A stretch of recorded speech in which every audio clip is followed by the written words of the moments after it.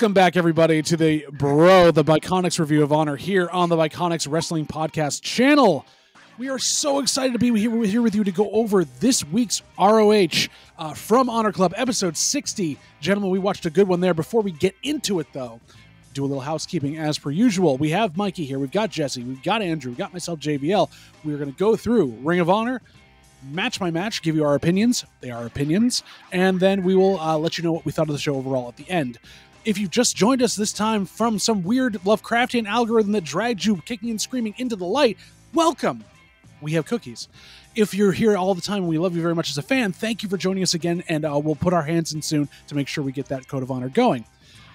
You can always subscribe to the channel at BC WrestlePod. Make sure you hit that subscribe button and the alert bell so you're always getting every day's different type of content. We have something every day, pretty much. You can also follow us on social media at BC WrestlePod. Drop a comment down here. Drop a comment there. We'd love to hear from you. And we have a Patreon as well, which we can do our live watch-alongs and some other fun stuff that we're plotting and planning, especially when we're down in May on the 18th and 19th of May in Middletown Township, New Jersey. We will be at the New Jersey Wrestling Show.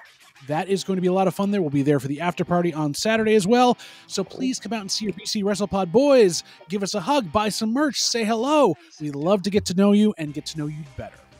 I think that's all I need, Mikey, right? That's all we've got to put out there? Yeah, immediately. Also, don't forget, if you can't watch our beautiful faces, we do have audio podcast versions as well of every single review, which is very, very important because I have a couple people who listen to us but can't commit to watching videos, but the audio podcast is still how they get their fix. Perfect. I didn't know that was there. I'll add that to my list for next time for the 12 minutes of housekeeping. Yes, Jesse. I would also like to clarify, because you welcomed all the new people in and told them we had cookies. We have cookies for the regular fans as well, too. We give cookies to everyone. We are sponsored by North Pole Cookies out of Vermont. They are one of the best cookie makers in the country. Please support them if you want them. If you're in the area, we will get them to you somehow. I don't know about shipping. I'll talk to you later, Jesse. However, hands in, gentlemen. We are now joining up for Ring of Honor, episode 60. We start off with a promo from Collision. Because, as we all know, on Ring of Honor, we need to have a promo on Collision. But, it was our Ring of Honor champion, and he was talking about stuff with the upcoming pay-per-view, but also that he was back and doing that stuff. He is the ROH champion. ROH champion. I forgot about that. Mark Briscoe, just kind of going over what he's going to be doing at Dynasty, and also how much he's like kind of, a very violent man, which he will show tonight against his opponent as well. Pretty standard boilerplate. I don't know why we're showing AEW promos on ROH, but albeit that was there. Yeah, pretty much. Except, what are you selling it to? You complain that ROH is not getting all your enough viewers. Who are you selling it to?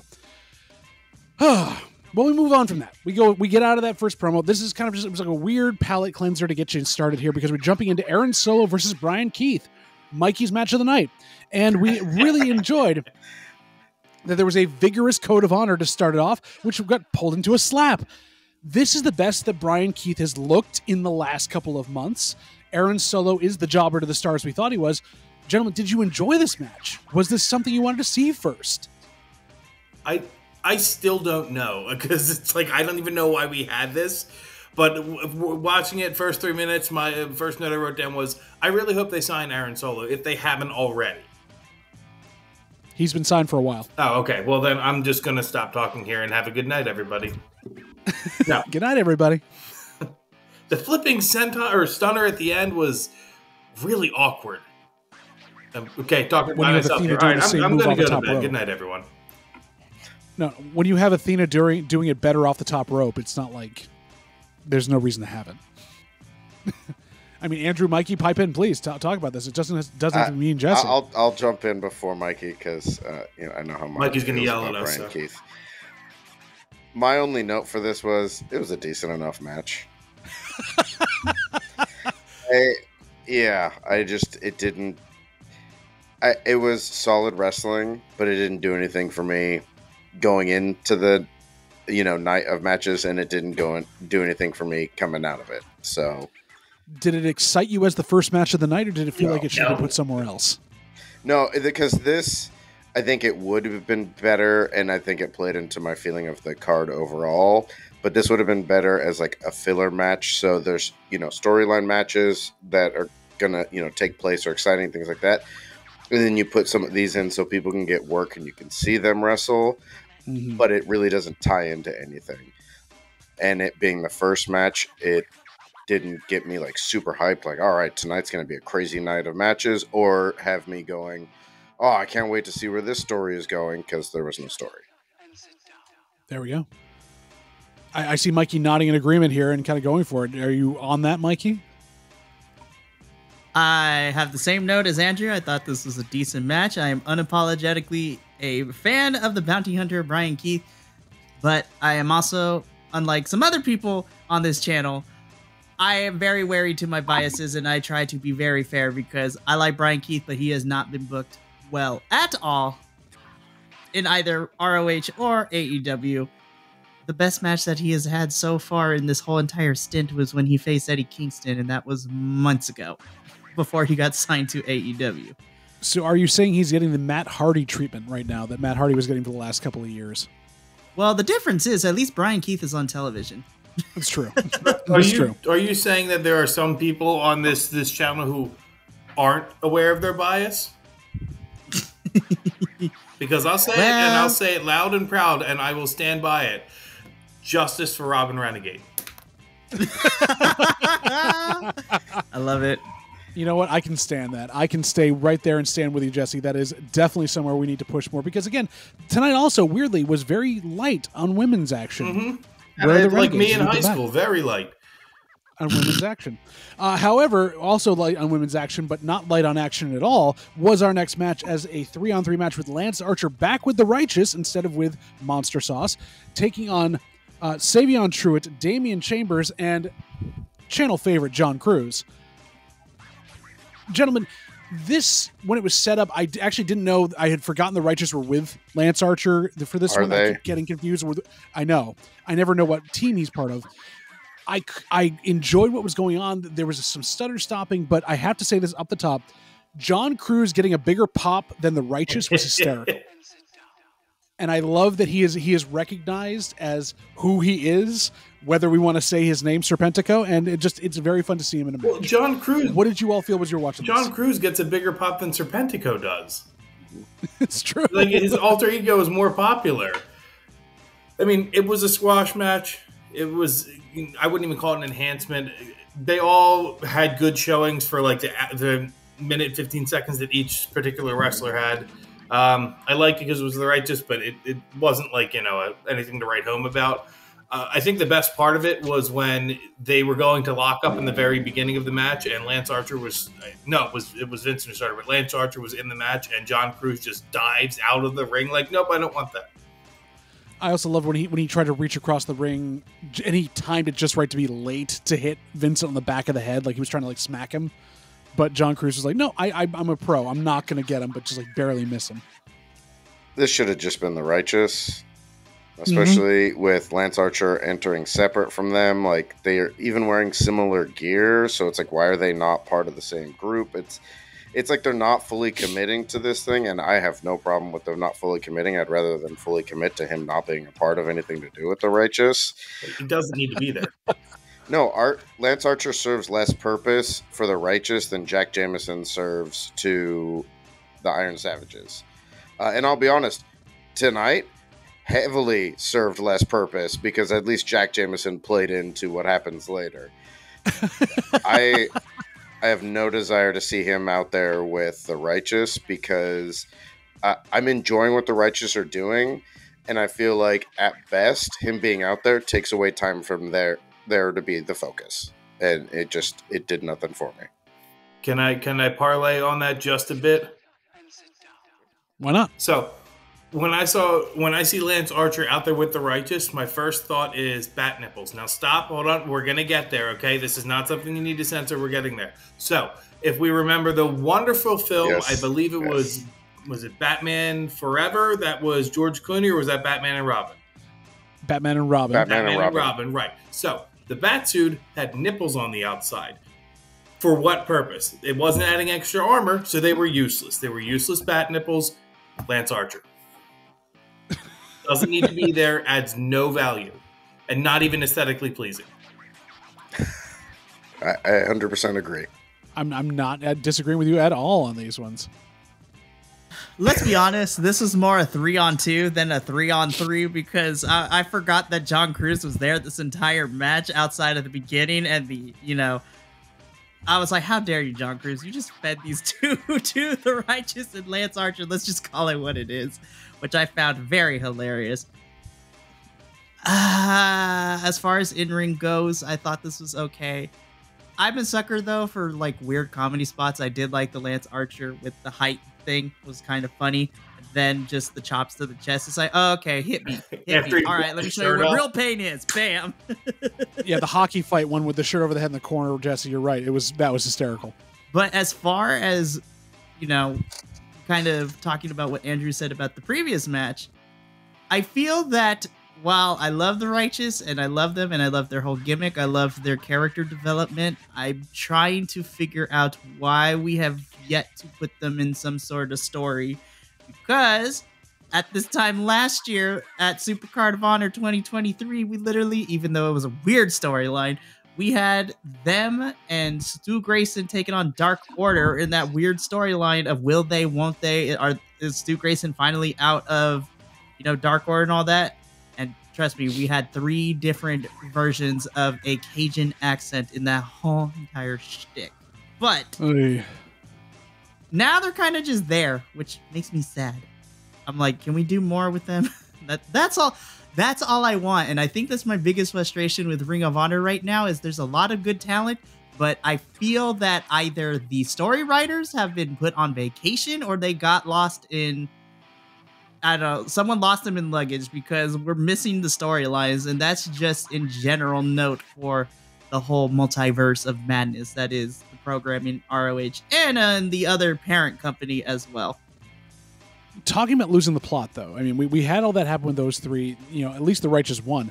We then get JD Drake versus Lee Johnson coming up. And while, and I know I've talked a lot of crap about Lee Johnson on this entire... No, first off, we had the Tony Nese promo. Again, we talked about this last week. I skipped these promos because I don't care about it. It did set up something later in the night, though. Yes, we had Mark Sterling in a long promo talking about Tony Nese and showing off his nipples. More nipples. It's wonderful. The Nipple Show. Do we need to discuss anything on this promo because it comes up later in the evening? I mean, honestly, at that point. The video package was good. The promo after, didn't need it. It's a mouthpiece talking about his client. Woohoo. He's going to do Davari next week, and then we'll be done with the entire thing. Did it add anything? No, but we have to do our due diligence and cover everything that's on the show. Listen here, Jonathan. If we have to talk about Chris Jericho on another promotion, we have to talk about this, and this is nowhere near as bad. This was entertaining compared to that, but that doesn't matter because we jump from Tony Nese's abs and his nipples and everything else to JD Drake versus Lee Johnson.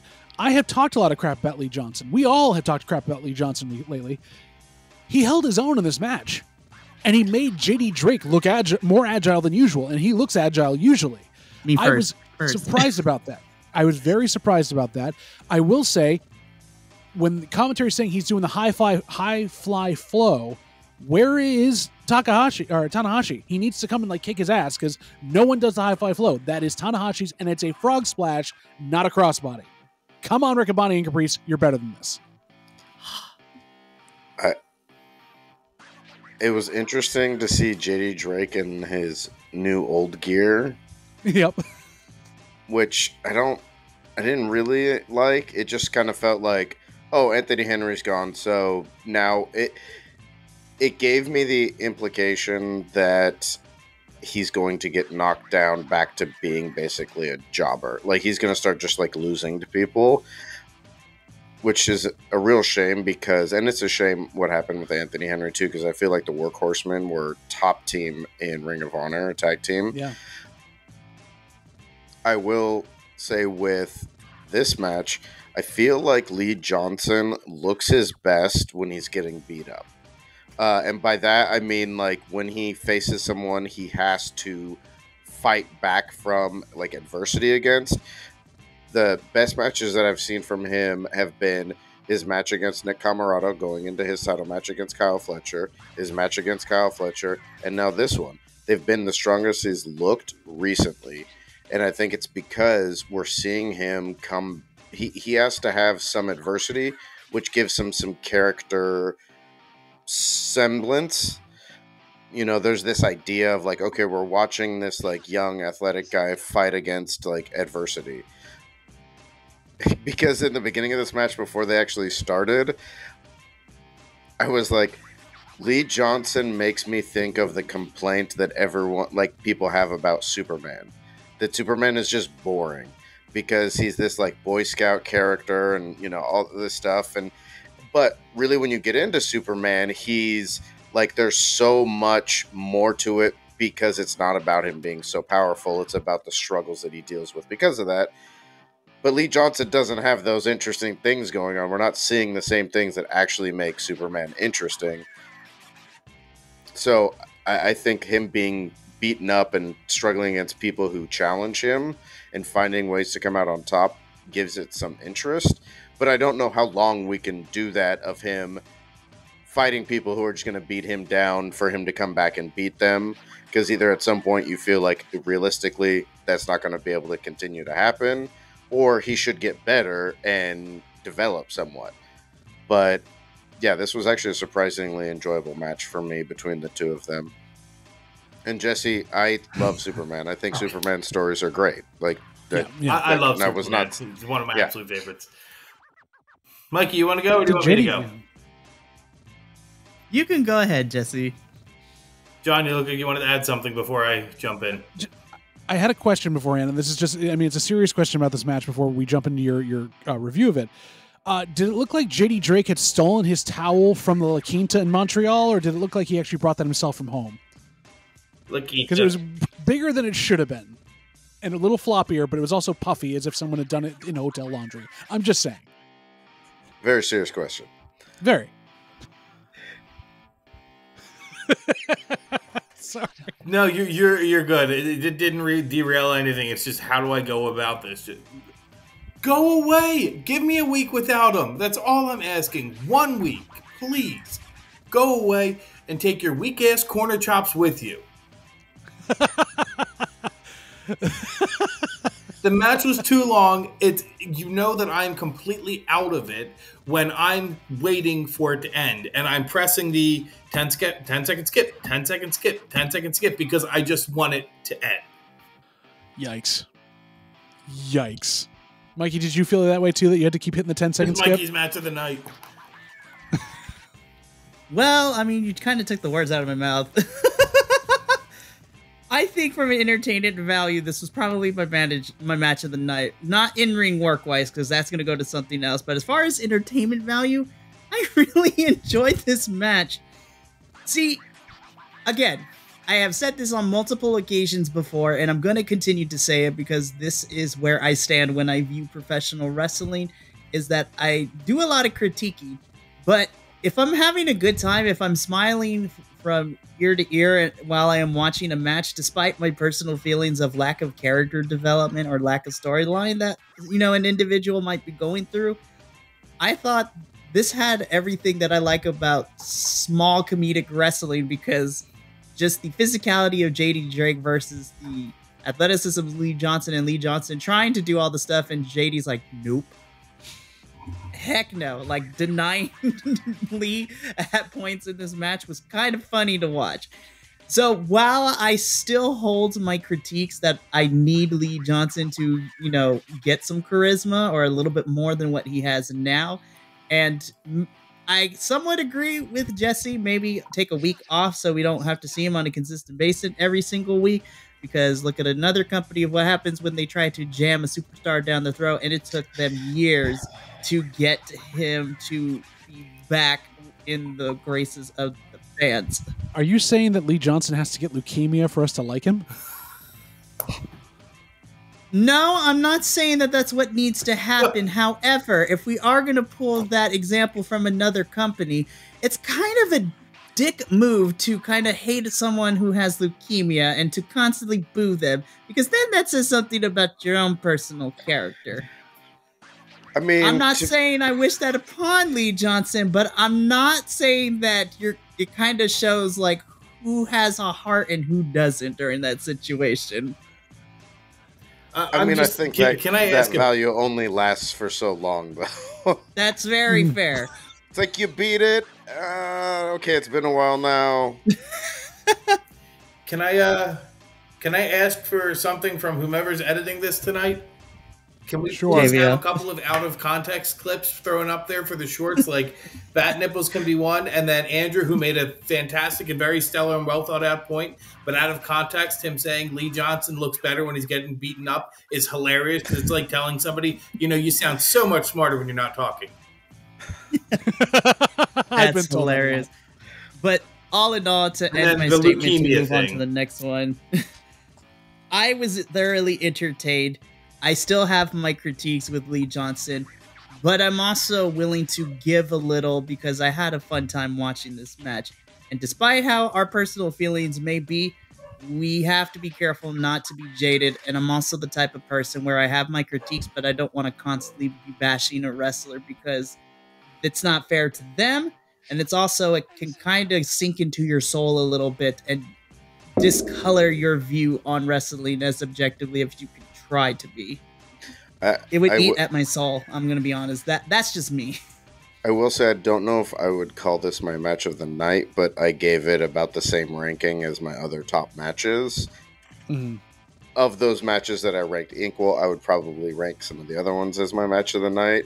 I don't know that I actually had a match of the night, but it's more because I was more entertained by the people involved in those. But yes, this was a better look of Lee Johnson than I've seen previously.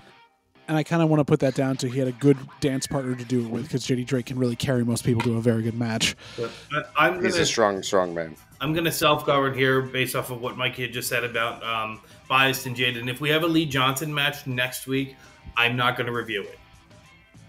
Because I'm at that point where he comes on my screen and go away. Okay, you won't review that. I won't review Arya Davari's video package from the premiere afterwards. I'm glad you added video in there because that'd be another great out of context clip. And just like everything else here at BC WrestlePod, I will review everything. Of course. So we talked about bias earlier in the night, and like knowing where our biases were, what we're going to be. I just have to do this just for everything else. I have to say that the next match, while it was a squash, it may have been a favorite for some reason. I don't know why, but it was Abidon taking on Allison Kay. I was excited. I knew Allison Kay from other stuff that she had been here for, so having her take on Abidon was going to be a really fun thing. Like power versus the kind of just like monster heel that Abidon kind of is. Loved the code of honor into the bite. I'm enjoying that spot quite a bit. And then Capri saying that AK needs to get a tetanus shot after it, which is even funnier. It was a quick match. Did you all enjoy this a little bit, or like see something? Because you saw Abidon fly, which I've never seen before. So I have one complaint about this match, and it goes from the previous one. They could have taken 5 minutes from the previous match and added it to this match. Other than that, I really enjoyed this match and had a good time with it. I don't even think they necessarily need to take time from the previous match. I think there were many things that made this night more full than it had to be. And they could have given this match much more time because going into this, seeing, what this match was, I was surprised we didn't get a longer match. I was surprised it was a squash. I was hoping it was going to be a full match. We had no intro for Allison Kay. Right. This was someone with a name that, most people will recognize, especially if you're even in the ROH circle, but in a general wrestling, knowledge.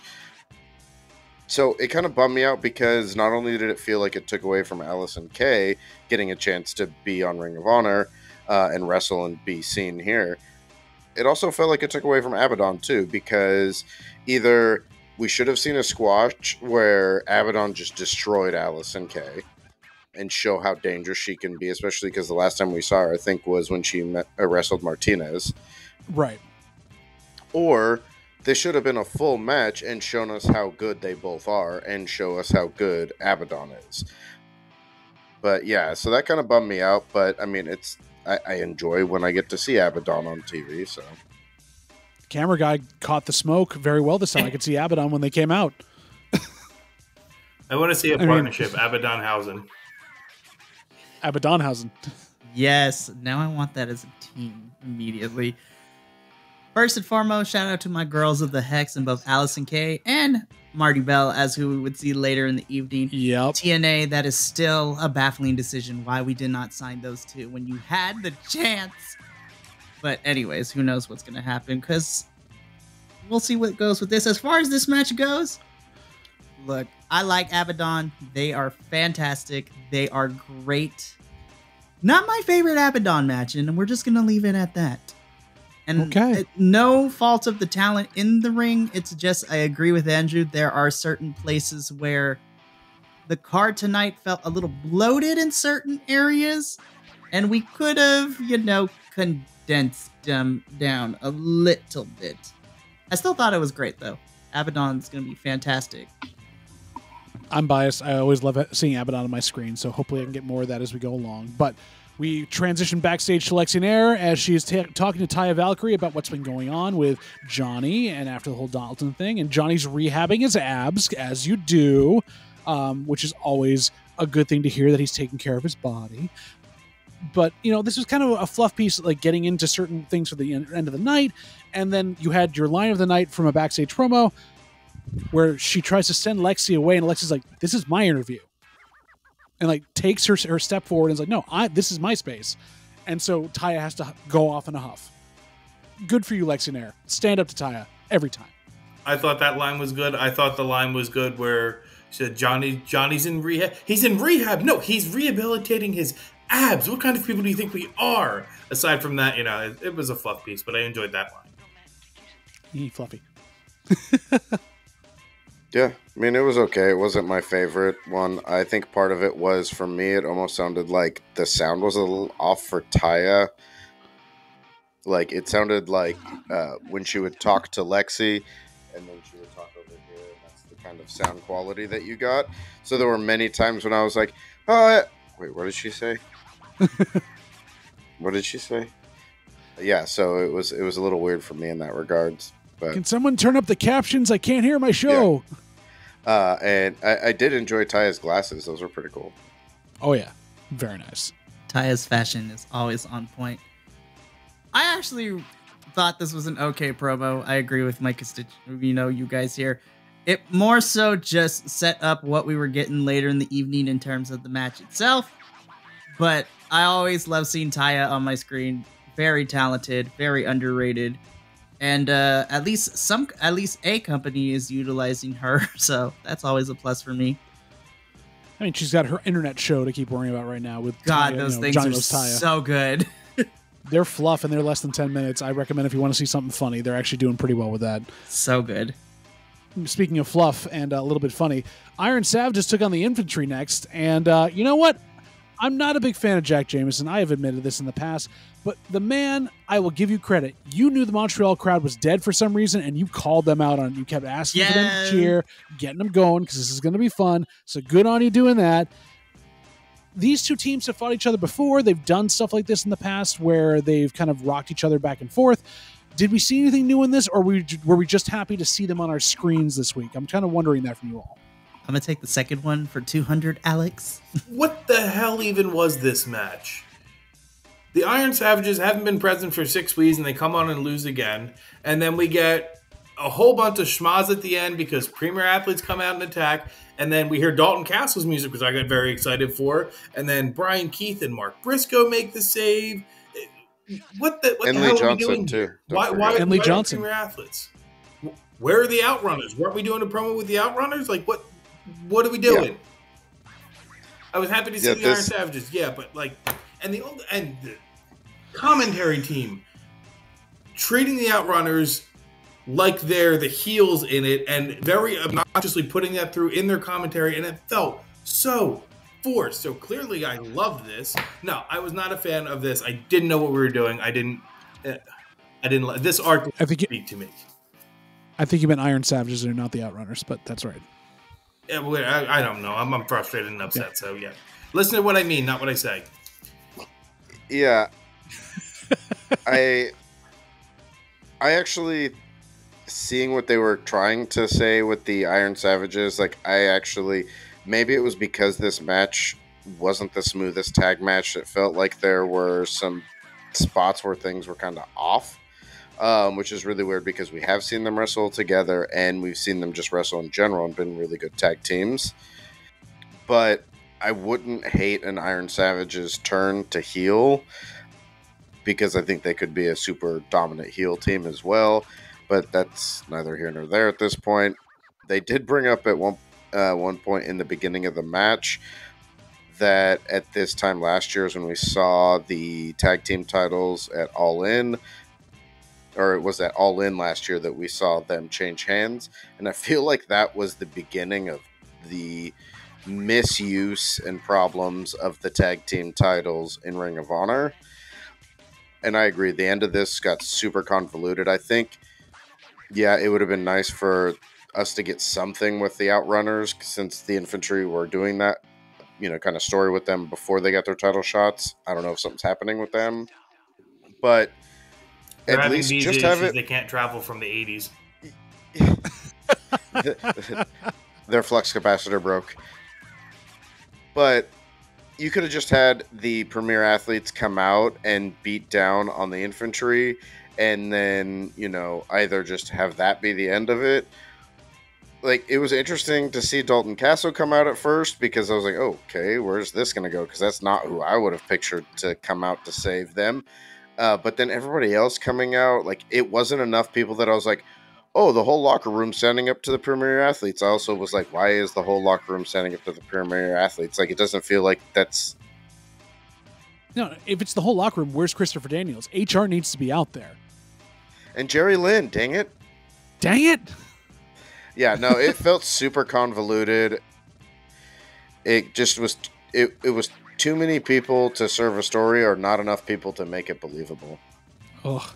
Always tough on that one. Mikey, I have to ask this before we get into your part of it. Is Dalton Castle doing Tony Storm's bit better than Tony Storm with the shower shoes? Yes. Yes. And Mikey, I'm not trying to cut you off, but if the Iron Savages lose any more, I'm going to start calling them the aluminum domesticates because they're not iron, they're not savage. They just get beat every time and they're thin and weak.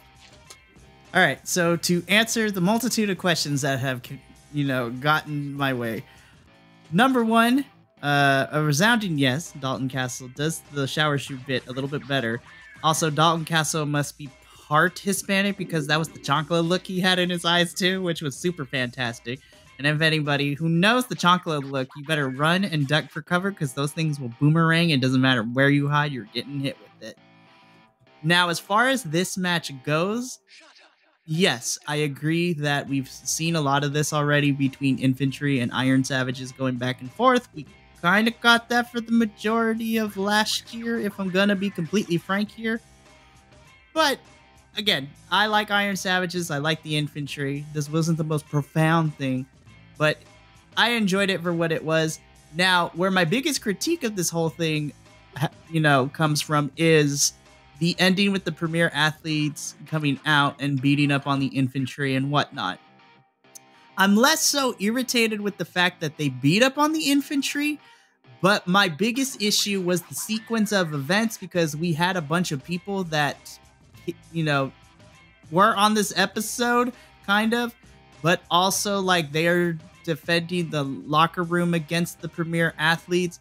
And I'm raising an eyebrow to this whole situation because I'm like, I think you pulled the trigger on this a little too early because to me, when you have a whole entire locker room come out to save a tag team, that means to tell me that usually the storyline and the story trope that you use for all of this is the fact that the premier athletes have been running roughshod on the locker room for weeks and maybe sometimes a month or two.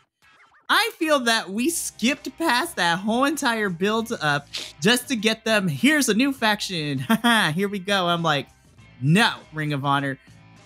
Ooh, I was so irritated. I'm like, this is lazy writing. I get you want to get the premier athletes in front and you want them to be your big heel faction since, we have another heel faction in another company who are holding our tag titles hostage because you got the Vanilla Gorilla running roughshod all over for them. But I was so baffled with the fact that whoever thought this was a good idea needs to be sat down, have a good talking to, and never let it happen again. Because this is just lazy writing to me. They're like, oh snap, we don't really have too many heel factions. Throw them out there right now. Which also doesn't make sense because despite how you feel about Arya Daivari being the odd man out in the Premier Athletes, if I'm going to be completely honest, you haven't gotten the third one to introduce what he does or getting that video package. We're telling everything out of order. It is really weird. It makes no freaking sense. And also, this also screams to me, hey, so we're going to throw these three out there. And instead of, giving Josh or Tony maybe going after the Pure Championship, we're just going to let a certain AEW talent still hold on to that thing.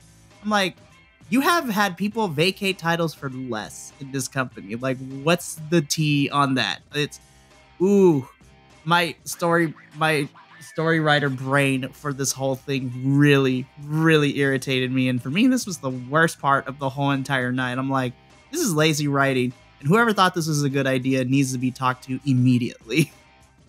Also, we did this once, and this is how we used Dalton Castle for the whole night. Right.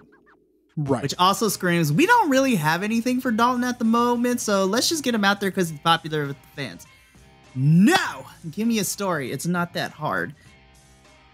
Well, and he can have great stories with any of the Premier Athletes. Like, any one of them could have a good time against him in different types of matches. So let's hope something else comes of that. Who knows what it'll be. We then transition to, honestly, again, there was so little women's matches on this card, and they stuck everybody in one match here as we had Taya Valkyrie, Diamante, and Layla Gray taking on Kiera Hogan, Layla Hirsch, and Trish Adora. And, hey, look, Layla Gray's there to eat a pin. Wow. I don't know. What are you doing there, Jesse? It was 8 minutes, bell to bell. It was 8 minutes. Yeah. That's not even 2 minutes per person. 6 women in the thing. 6 women in the match. And 8 minutes. And as soon as I saw them coming out, I was like, yep, Layla Gray, she's going to get pinned. What are we doing? I mean, they had fun doing it. They looked like they were having a good time and really going out there to show off. It just... my problem's not with the talent. My problem with the booking. I will say this may have actually been my match of the night because I thought this was actually a really solid trios match. Yeah. Part of the reason is because they didn't fall into the trope that we've seen of these multi-women matches where it's like, okay, wrestle for like the first minute and then it's just going to turn into like a spot fest of everyone coming in and everyone doing all this kind of stuff. It was an actual like 6-woman tag match where we got to see them function like teams. There was storytelling in the like realm of tag team action that we got to see. We got to see some really good stuff by some of the, more vets of the show. And then also from some of the newer folks. I too figured Gray was going to take the pin. I forgot that the three of them have actually tagged together and won their last time that they tagged together. So that bothers me less that she took the pin, knowing that they're basically puts them at 1-1. But I really enjoyed what I saw from a lot of the people in this, and I thought there was some really good work between the two of them. And while it was less than we've had from other Ring of Honor weeks of women's action, we got 3 of the 10 matches that we had, which when you compare that to a lot of other promotions, it's actually pretty decent. But I think it's saying something, but still. Yeah. But I think the biggest problem was that this show did feel overly stuffed with things that could have been trimmed down to have put more time into some of these other ones that were actually really good. So yeah, I mean, I was surprised that they gave it the amount of, it felt like it was longer, and I looked, I saw that it was 8 minutes.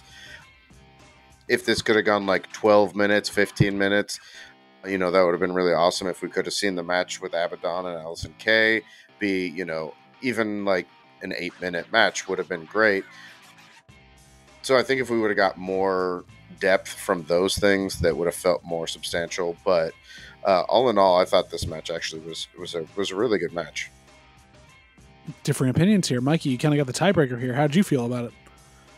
Man, why do I have to be the timer? Anyways, I am going to have to agree with Andrew on this one. This is also my match of the night, in-ring wise, whereas my most entertainment came from JD Drake and Lee Johnson. All right. Surprisingly. Mikey, spell your last name?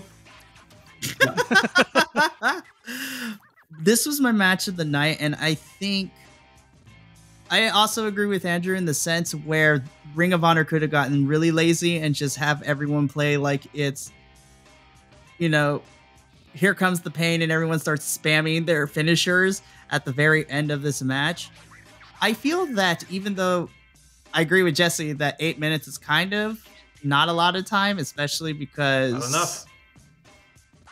Well, no. I wish we got at least 10 minutes. My threshold is a 10-minute match is usually a good sweet spot because it's still kind of long, but it also doesn't feel very short. And it doesn't drag out like certain matches that go for 30, 40 minutes, especially when it's a lot of walking around. I'm looking at you, other companies. But anyways, I feel that in this 8 minutes, all 6 women had a chance to show what they're able to do, even if it was a short enough glimpse. I gotta say, probably my favorite person in this whole entire match would have to be Kiera. I think Kiera what are you looking at me like that? This is my shocked face, but still. Again, I'm okay to admit I have biases, but no one is above critique. So take note of that, podcaster lands out there. If you do wrestling, you have your favorites, but you can't be biased as hell. We can't do that. I feel that every woman got a chance to shine. This was a great one. And I feel that as far as the flow goes, this was very well paced. I think every woman got a chance to shine. And from beginning to end, within that 8-minute span of time, we weaved some sort of story where it's like, hey, you 6 are going to wrestle. Go out there and do something. And they managed to have a good time and have something that was probably the most coherent from beginning to end than most other matches on the card tonight. So I thoroughly enjoyed it. I think it's embodied in the storytelling part of it with Taya holding Trisha Dora in the middle of the ropes and just like shoving her hand toward her corner and taking it back and doing and like basically manipulating her, showing how powerful she is. Like that is how the entire match went with everyone getting their stuff in. So very good to have that there. I know it wasn't the best and it should have been longer, but it was definitely worthwhile watching.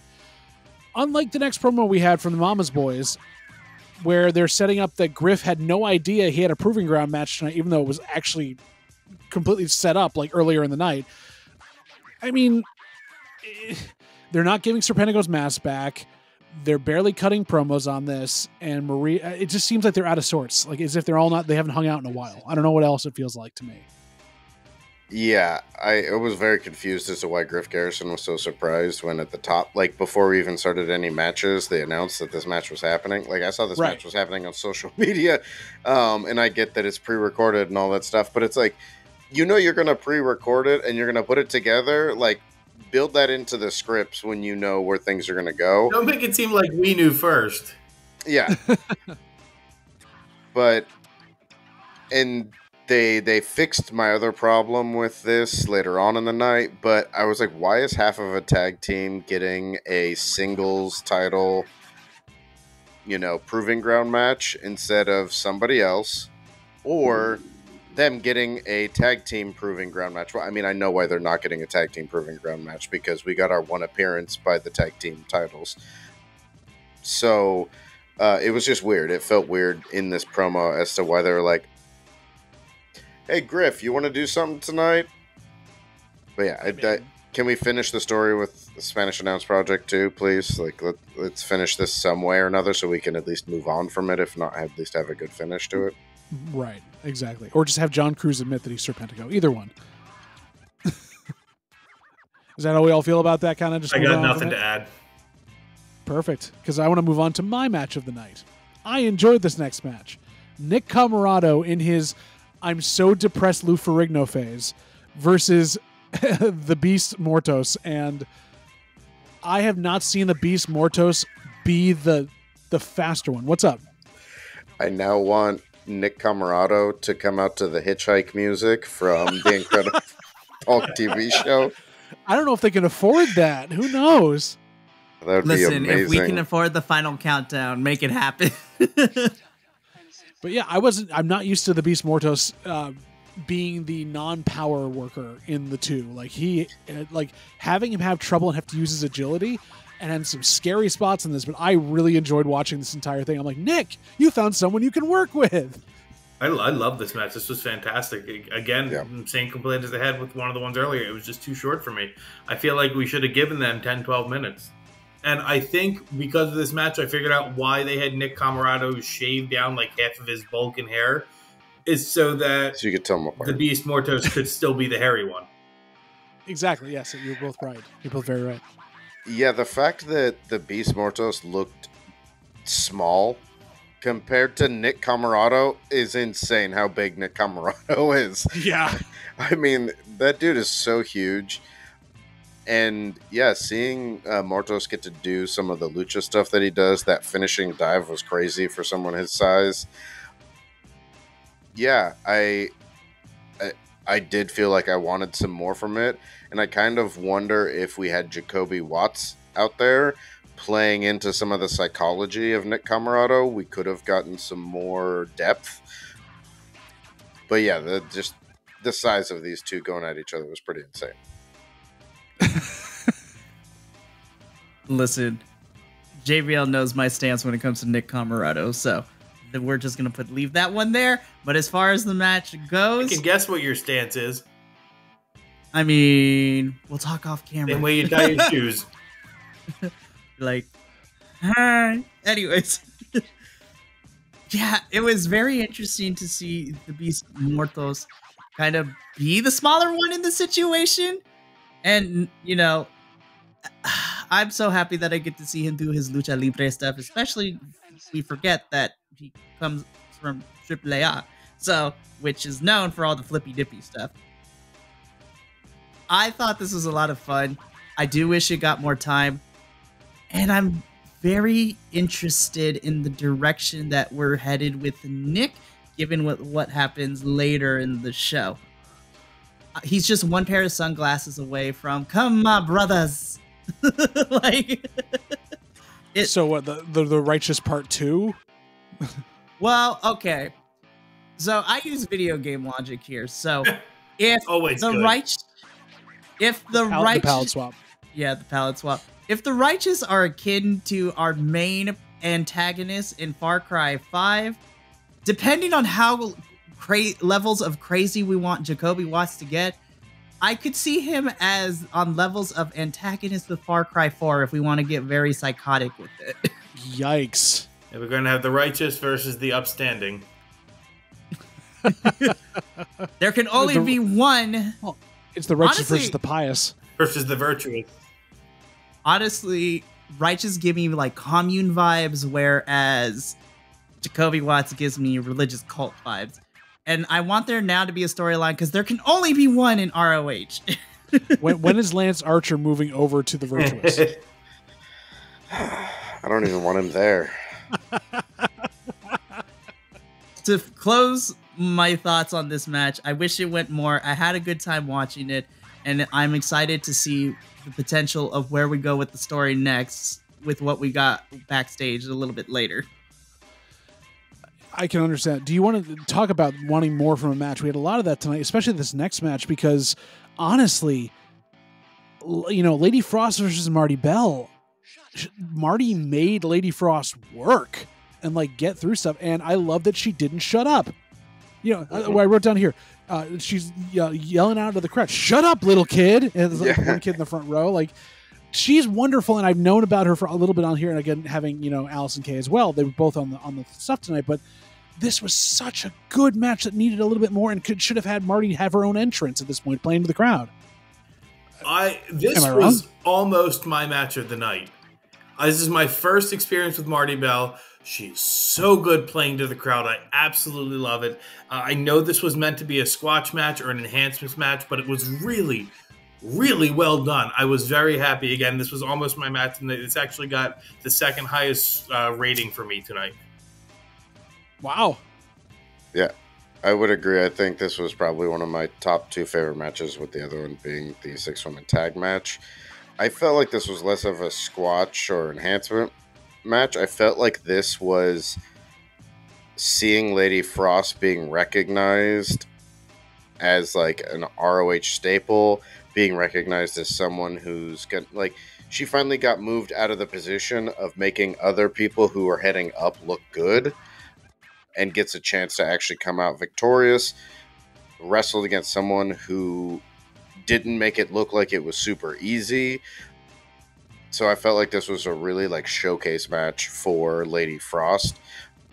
And it was interesting seeing some of the stuff that I saw from her match at Bloodsport that was very reminiscent of like some of the action there. So it's cool to see her constantly bringing in these things because she wrestles for so many different companies against so many different people and bringing in some of that style.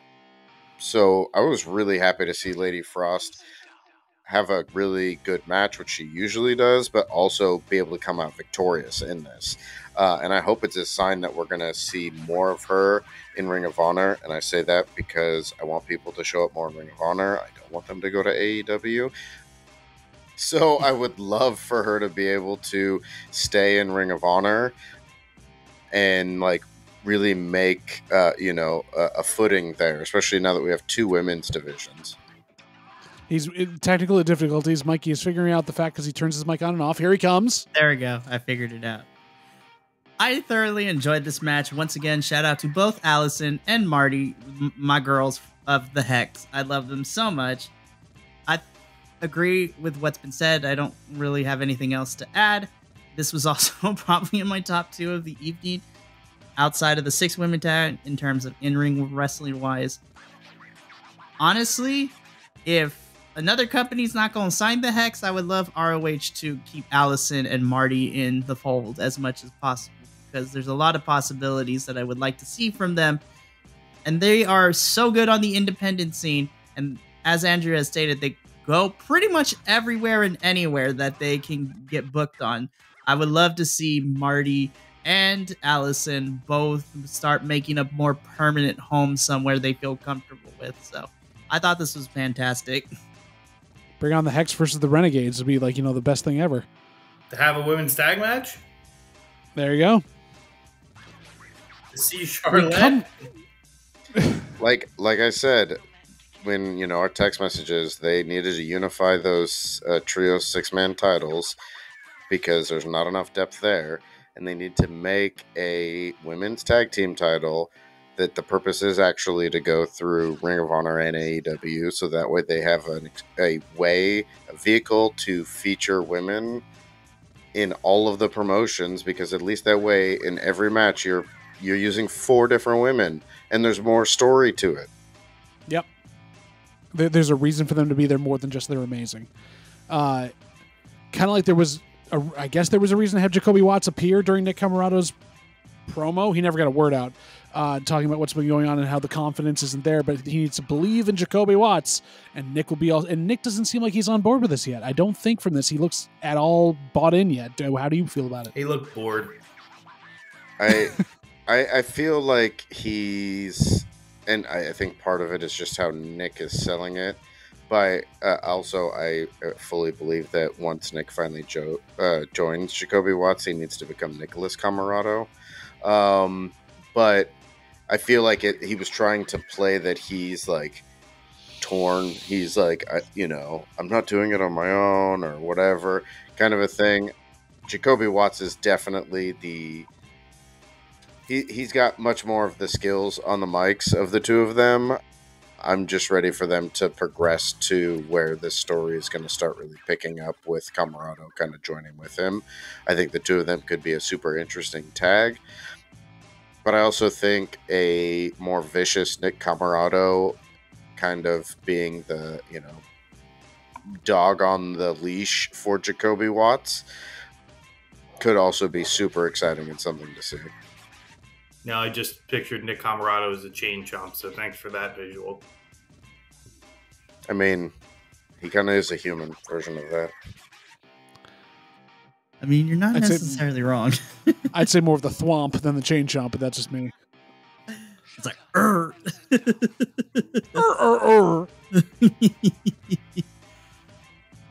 I am all here for Nick Camarado and Jacobe Watts becoming a unit. My only thing that I'm kind of wanting from this, and come with me on this journey real quick. Do I need a permission slip? No, but if you are not necessarily a fan when it comes to religious organizations, now is the time to kind of skip ahead because I'm going to talk about that a little bit. But just follow me on here. Okay. Now, it is no secret that Jacobe Watts' character is obviously based on many of what I have deemed as TV evangelical like type of preachers, priests, pastors, like very Joel Osteen vibes, if anyone knows what that is. Very charismatic, can pretty much sweet talk anybody into doing anything and everything. What I'm waiting for, though, is that with those types of character archetypes, again, because I'm coming from a writing perspective, what would make the story work a little bit more is that Nick Camarado, and usually people who fall victim to these types of character archetypes when it comes to these television preacher types, Nick has to be, in some capacity, he needs to hit a rock bottom. Whether that be he's constantly losing all the time, or, you know, if they want to play on personal things, it's like, hey, remember you were part of a faction and now you're kind of just on your own because everyone's either being successful elsewhere or, you know, they got let go from the company and you're by yourself. I feel that Nick Camarado hasn't hit that low point quite yet. And while I agree he can sell it a little bit better than what he has been presenting himself, we haven't found that reason for Nick to lose all hope in everything and for Jacobe to quote-unquote come save him and then willing to do everything that Jacobe says. Again, if we want Jacobe to be more of these television preacher types or even to take it a step further into some sort of cult leader as well, you have to get somebody who is at their lowest and offer them a ray of sunshine, a silver lining, a thread of hope, if you will. And I feel that we haven't gotten that with Nick and Jacobe quite yet, but there is enough there in what I've seen so far. If booking and the story writers and if everybody behind the scenes doubles down and invests the time and effort into this, I think this has the potential to be a very interesting story to tell. Again, will they do it? At this point, who knows? Because ROH has a really bad habit of starting and stopping stories just because we can, for whatever reason. But I think that there is something here that the writer and the storyteller in me is just frothing at the mouth to see, because it's something we have rarely seen in other companies, where you can add some weird philosophical depth to the stories that you're telling. And we haven't seen that in quite some time, given a previous, you know, person who was very philosophical in his character development and character choices and things like that. Just don't make him Deacon Batista, then I'll be happy. I mean, you're not exactly wrong there, but again, thank you for coming with me on this journey. I know it doesn't make sense to a lot of people, but this is the lens that I view my professional wrestling. If you could give me good characters and good storylines, I'm going to follow you to the ends of the earth. But I'm also going to call you out on your lazy writing. Also, shout out to Lexi, who had the best facial expressions this whole entire time, and that is why she's on the thumbnail of this video. She was the MVP all the way through. Kind of like in Montreal, obviously, Evil Uno is the MVP as Dark Order came out to take on Zach Patterson and Frank Milano in a squash match. Weirdly, the two of them, though, Patterson and Milano, are also Montreal-based wrestlers, so this was all probably stuff from Mystery Wrestling that they've been doing. That's why they kind of work together in that crazy style. I'm pretty sure I've seen these guys on Evil Uno's Fed. I think so, too. Because I'm like, they look familiar. Johnny Hungy, I have missed you. I have missed him so much. Me too. Me too. I was so excited to see him come out. I always get stunned by how short he is, but I was so happy to see him. The muscle hamster. He's one of my favorites. Did you say muscle hamster? Mm-hmm. He is the modern day Stretch Armstrong. I'm waiting for him to somebody to grab his arms and to stretch them to their limits. Exactly. All right, Andrew, tell us why we're I know. wrong. Look at that. Oh, Face of disappointment. man. Did you eat a lemon? Are you sitting over Jesse's house right now? This match was good enough. I do But like fun. Write it down, Why? guys. Why is this match? You're not wrong. Is there even still a Dark Order? They're like, oh, representing the Dark Order, and I feel like now it's basically just just the two Evil of them. Uno, and yeah, Evil Uno, Johnny Hungy, and Alex Reynolds are the only thing that remain. I don't even remember the last time I saw Alex Reynolds. Like, You haven't. I think he got Yeah. released. I think so. so Correction, because you guys don't watch all the AEW products, he's still there. He was just on Rampage. the third show of AEW. And the most fun one, might I add. I mean, Live a that's little, Andrew. Gosh. That's setting the bar low. So, yeah, and then my problem is that I enjoy the Dark Order. I really loved the stuff they were doing when they were at their height. Do something with them. Bring them over to Ring of Honor and actually make the Dark Order again. Or just have Evil Uno do some stuff. And I mean, yeah, I like John Silver. I really enjoy. He's super entertaining and everything like that. But I kind of feel like he's been stuck in the same place for too long. And I would just like to see more from it. I feel like this was another match that we didn't need. Like, I put this in the same vein as the first match of the night. It would have been fun if we had, 6 matches or 7 matches, and this was one of those instead of 10 matches of them, in this whole card. And this was the one that didn't really have a storyline in it. Because it just totally felt like they were like, oh, well, you're people that are really good, and Evil Uno and John Silver, we like you, people like you, so go out and have a match. Have fun, guys. And it just didn't really do anything for me in the grand scheme of things. It's valid. It's a valid way to look at it in that respect. I can appreciate that. This was a hometown pop. This is half the reason they had it happen, and I can understand why that's disappointing as we go into the way the show kind of moved itself along, including our next match, which is our main event, ostensibly, with Mark Briscoe taking on Griff Garrison in a Proving Ground match. We found out why Griff got the match in the first place. We found out a lot of other stuff about it. Briscoe actually defending, part of the title thing on ROH is great. Let's see if that continues. But I don't know, was this a main event? Only because it was the champion? I mean, I don't know. This should have been the opener. This should have been the Right. first match of the night. I do appreciate that they gave us some context for why this match mattered at all. Right. Not that I necessarily thought that information actually made me care more, because it felt like they made the match and then were like, how can we make this seem like it has a reason? Yeah, holy crap. The men's world title is on Ring of Honor.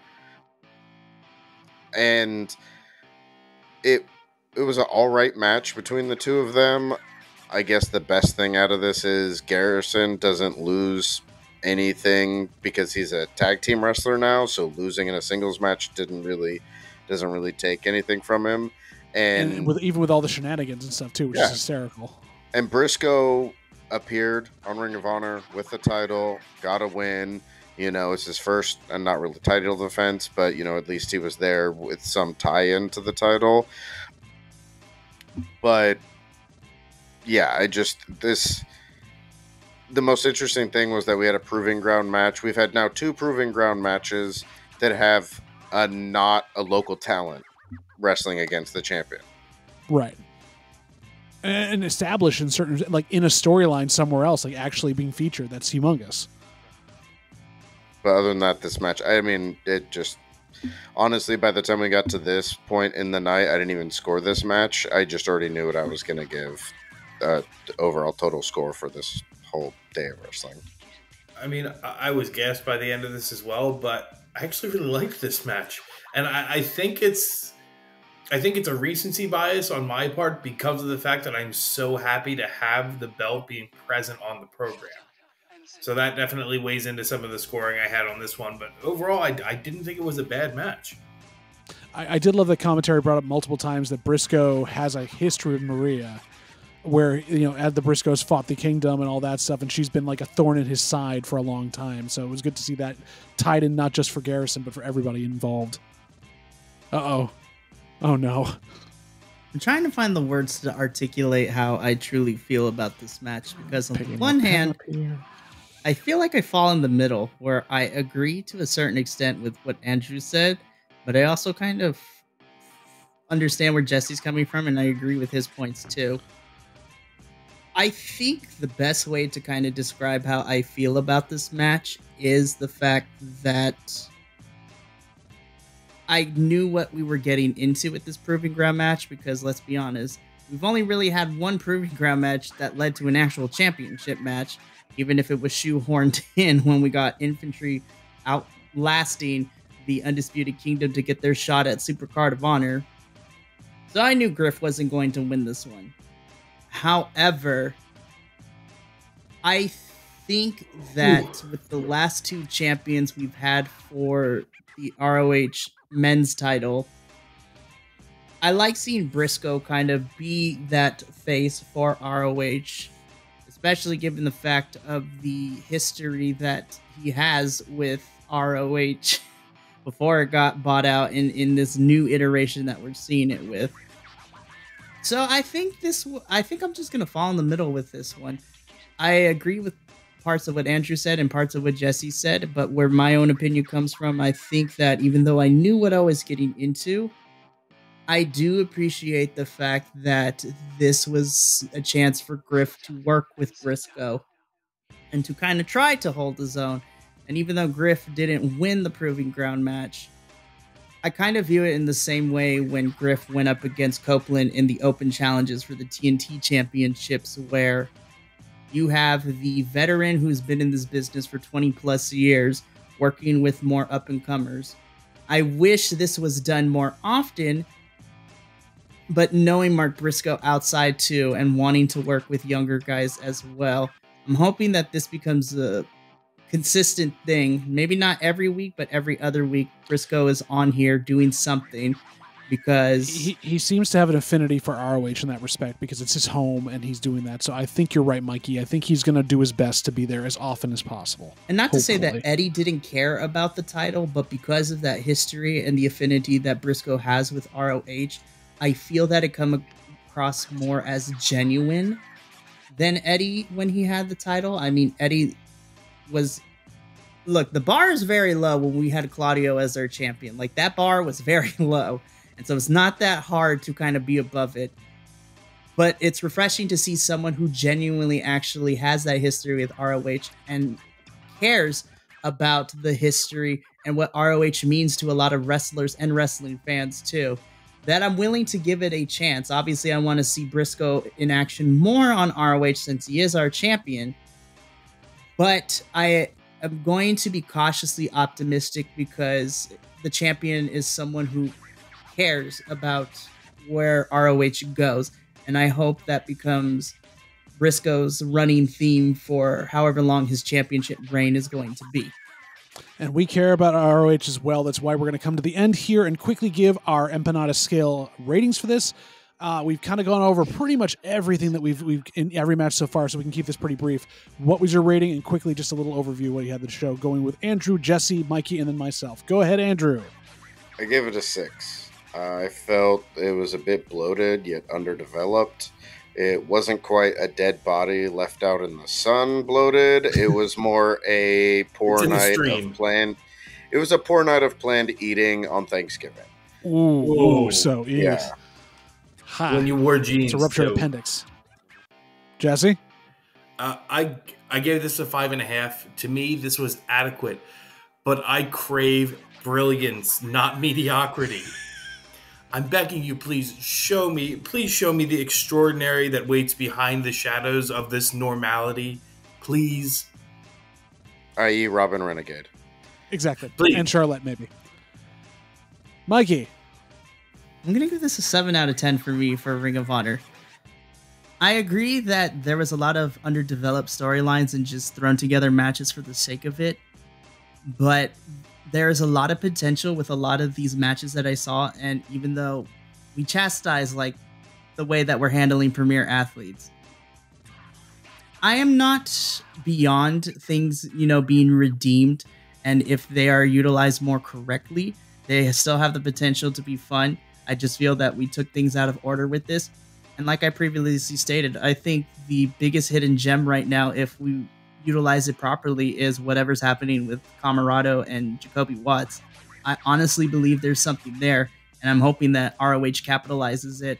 So whereas I want more storytelling from, our more established stars that we have on the roster, I still had a good time with this, and I like continuing to support all the talent that we watch is basically where I'm coming from. So 7 out of 10 for me. I had a good time watching it, and it was refreshing because it reminded me that even though we have discourse, professional wrestling is the one constant thing that I'm always enjoying with. And so I had a good time watching this. So 7 out of 10 for me. I enjoy also, Andrew, shaking your microphone there. I understand what you were trying to do, but that was hysterical. Just seeing it bobbing up every once in a while. I gave it a 6. It's standard kind of, ROH at that point after a pay-per-view where they just are getting themselves back in order, and now with a new champion, they're just feeling themselves out. So a 6 is always good. Gentlemen, put your hands in. Thank you for doing this review of Honor. We have really appreciated having you all here. Thank you, Mikey. Thank you, Jesse. Thank you, Andrew. Thank you to you for joining us this evening, either if you've been here for a while or if you've just joined the Cult of Dagon and are learning to worship under the sea. We really appreciate that as well. Remember to subscribe and get those notifications out there. Join us as much as you can because we want to share this with you, especially ROH, because we're all Bi-Conic here.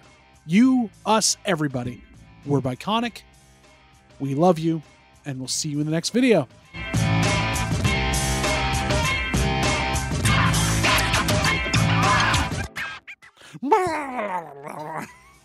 Yes, the Cthulhu.